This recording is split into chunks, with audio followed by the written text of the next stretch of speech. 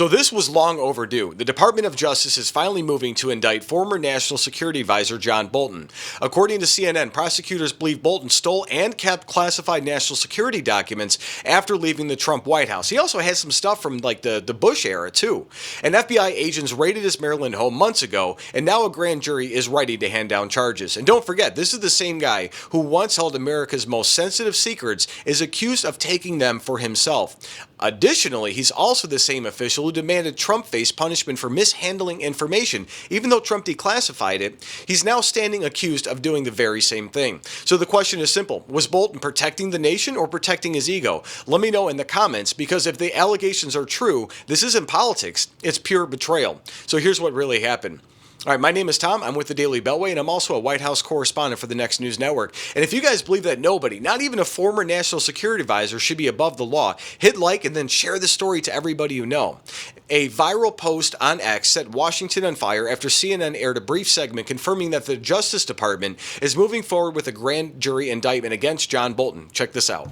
Possibility here that this is a very serious national security case, and that the Justice Department does continue wanting to enforce cases like these. It might not be all of a political decision. So, Caitlin, and that's really important. It's something that you emphasized yesterday when you brought us your new great reporting then, which is we have been talking about the president's enemies list, people who he has been discussing, who he wants prosecuted, two of whom were people who went after him through the legal system, James Comey and this investigation started under Joe Biden, by the way. And also Letitia James. John Bolton is different. By the way, what you're seeing on the screen, those are just the two indicted, the two people I talked about. The others are under investigation or are people who the president has publicly called for investigations of. But just staying on the John Bolton situation, which is, according to your reporting, really imminent, it does seem. That man was a warmonger, and all he wanted to do was go to war with everybody. So the clip showed footage of FBI agents loading boxes into black SUVs outside of Bolton's Bethesda home, and each box was marked classified. The anchor's voice was measured. Sources tell CNN the DOJ plans to seek indictment today. There was no analysis, no editorializing, just facts that hit like a hammer. And according to court documents, agents found sensitive memos and handwritten notes Bolton took from the White House when he resigned in 2019. And those documents reportedly outlined weapons programs, foreign operations, and intelligence contracts. And investigators say Bolton stored digital copies on a personal AOL email account that was later breached by a foreign hacker. For years, he lectured others about protecting classified information. Now he's the one accused of stealing it. And that's why so many people online are calling this justice long overdue. But critics argue that the timing is political, coming as President Trump's administration promises to restore accountability. So tell me in the comments, do you believe this case is about national security or settling old scores?